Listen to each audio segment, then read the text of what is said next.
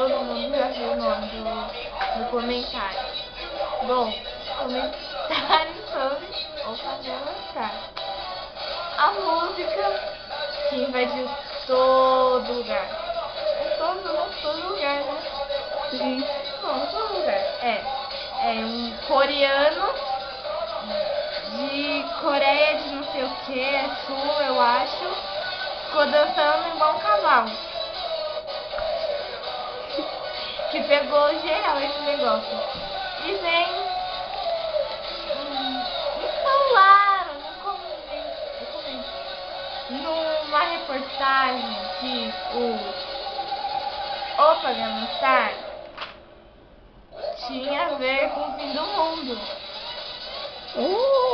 E hoje é dia 21. Do 1 só tá trovoando. Tá trovoando, tá quase que chovendo aqui. Mas o céu tá limpo com as outras áreas. Só aqui em Carapicuíba mesmo. Eu tô olhando reto aqui, ó. Minha casa é grande, né? Dá pra ver da hora. Essa música aqui sai da minha cabeça. Eu sei dançar uma rima, mas eu não vou dançar. Nem que me paguem. Não. E aí? Meu computador tá louco. Tá no meio do vídeo e falou que já acabou. Tá bom? Voltando a música. Opa, mano. Mano, eu não entendi nada. Falou que ia acabar em 2012. Tá bom. Ontem eu assisti o negócio lá do fim do mundo, que eu não sei que. Vocês sabem qual que é do fim do... Falou que vai acabar dia 1º de junho de 2014. Toda hora tá adiando o fim do mundo, né? E depois falou que em 5.000 anos. E começou uma história lá. E vai ter outra música com outro nome diferente desse mesmo coreano aí?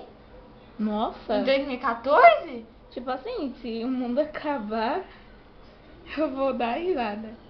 Mano, oi. O mundo não vai acabar, essa bobagem ainda do mundo acabar tá irritando.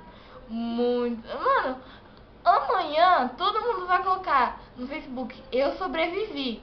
Grande droga. E daí, tio? Depois vai. Mano,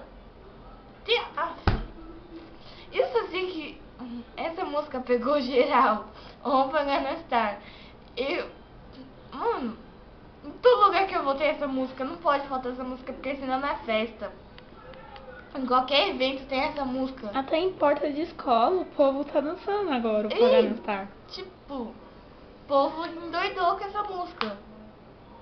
Né? Endoidou. Caramba. Cri.